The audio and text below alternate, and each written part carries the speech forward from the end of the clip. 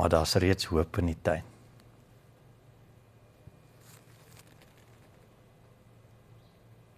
Dit is die laaste simbool.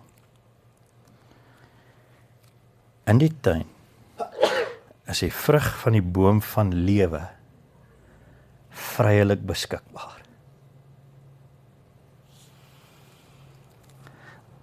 Dit is vrylik beskikbaar aan die mens om homself met God te versadig en om tevrede te wees.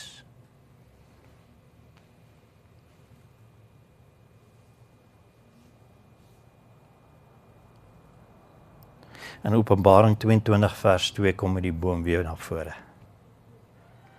Hy staan waar God is.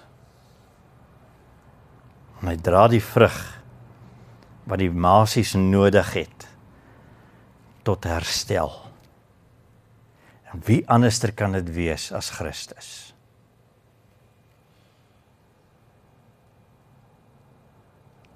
Een volle lewe kom net in Jesus voor.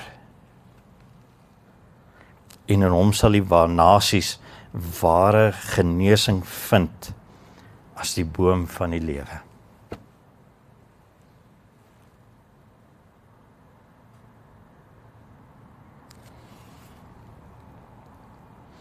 En as Jesus ons voorberei deur die nagmaal en vir ons sê, neem eet, dit is my liggaam.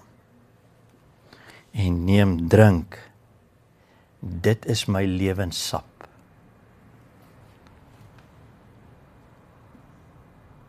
Net dan kan ons verstaan wat dit beteken om in die tuin te wees en die boom van die lewe te hê.